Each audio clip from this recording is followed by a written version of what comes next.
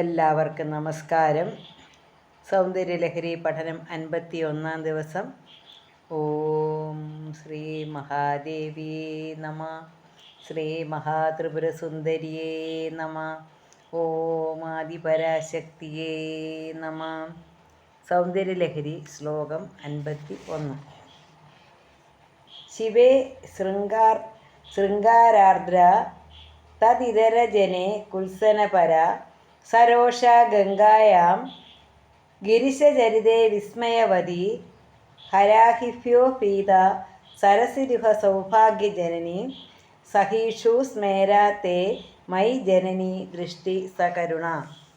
ഇവിടെ പറയാം. ശിവേ ശൃംഗാരാർദ്ര തദിതരജനെ കുൽസനപര സരോഷ ഗംഗായാം ഗിരിശചരിതേ വിസ്മയവതി ഹരാഹിഭ്യ ഭീത സരസിരുഹ സൗഭാഗ്യജനനി സഖീഷു സ്മേര തേ മയി ജനനി ദൃഷ്ടി സകരുണ. അല്ലയോ ലോകമാതാവേ, അല്ലയോ ജനനി, നിൻ തിരുവടിയുടെ ദൃഷ്ടി, നിൻ തിരുവടി എന്ന് പറഞ്ഞാൽ ദേവിയുടെ ദൃഷ്ടി പരമശിവനിൽ. ഇപ്പോൾ ഇവിടെ 8 രസങ്ങൾ ദേവിയുടെ കണ്ണുകളിൽ എപ്പോഴൊക്കെയാണ് വിടരുന്നത് എന്നാണ് പറയുന്നത്. അപ്പോൾ ഇവിടെ ദേവിയുടെ കണ്ണുകളെക്കുറിച്ചാണ് വർണ്ണിക്കുന്നതെന്ന് പറഞ്ഞു. അപ്പോൾ ദേവിയുടെ കണ്ണുകൾ 8 രസങ്ങൾ എങ്ങനെ ദേവിയുടെ കണ്ണുകളിൽ പ്രകടമാകുന്നു, അല്ലെങ്കിൽ ഏതൊക്കെ അവസരങ്ങളിലാണ് ദേവി 8 രസങ്ങൾ കണ്ണുകളിൽ പ്രകടിപ്പിക്കുന്നത് എന്നുള്ളതാണ്. അല്ലയോ ലോകമാതാവേ, നിൻ തിരുവടിയുടെ ദൃഷ്ടി, ദേവിയുടെ ദൃഷ്ടി പരമശിവനിൽ ശൃംഗാരരസം കൊണ്ട് നനഞ്ഞതും. അപ്പോൾ പരമശിവനിൽ എന്താണ്? ശൃംഗാരരസമാണ്. അപ്പോൾ 8 രസങ്ങളെന്ന് പറയുമ്പം ശൃംഗാരം, ബീഭത്സം, രൗദ്രം, അത്ഭുതം, ഭയം, വീരം, ഹാസ്യം, കരുണ. അപ്പോൾ ഇങ്ങനെ ആദ്യമേ എന്താണ്? അല്ലയോ ലോകമാതാവേ, നിൻ തിരുവടിയുടെ ദൃഷ്ടി പരമശിവനിൽ ശൃംഗാരരസം കൊണ്ട് നനഞ്ഞതും ആ ശിവനെ ഒഴിച്ച് വേറെയുള്ള ജനങ്ങളിൽ, വേറെയുള്ള പുരുഷന്മാരിൽ ജുഗുപ്സയോടുകൂടിയതും ഇഷ്ടപ്പെടാത്തതും സപത്നിയായ ഗംഗാദേവിയിൽ കോപത്തോടു കൂടിയതും പരമേശ്വര ചരിതം എന്ന് പറഞ്ഞാൽ ശിവൻ്റെ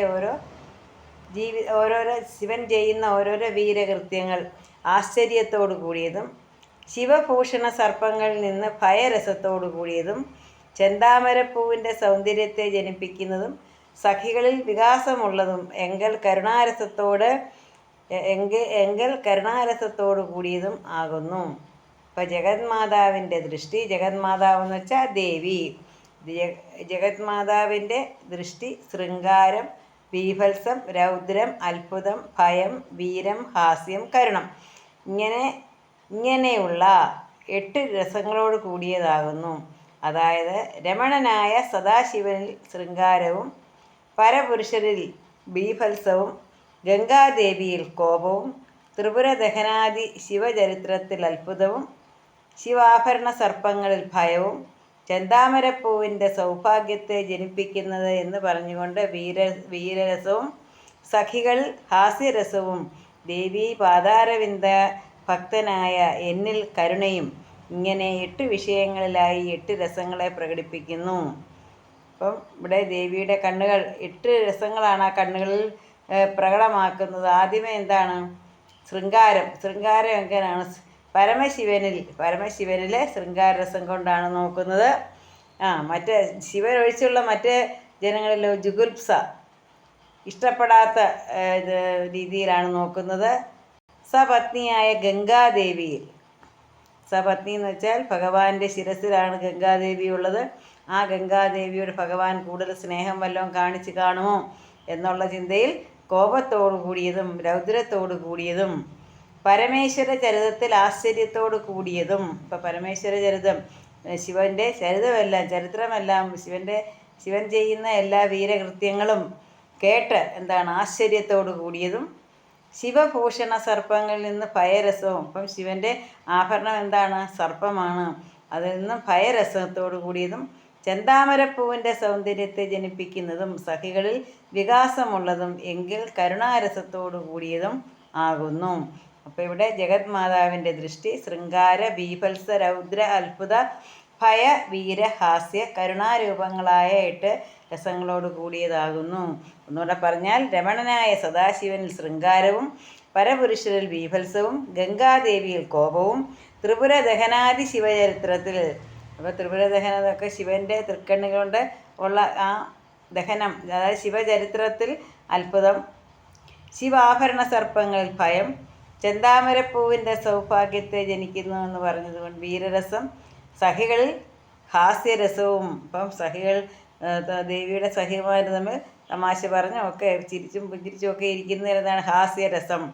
ദേവി അപ്പം ലാസ്റ്റിൽ പറയുകയാണ്, ദേവി പാതാരവിന്ദ ഭക്തനായ എന്നിൽ കരുണയും. ഇങ്ങനെ 8 വിഷയങ്ങളിലായി 8 രസങ്ങളെ പ്രകടിപ്പിക്കുന്നു. അങ്ങനെ ദേവിയുടെ ദൃഷ്ടി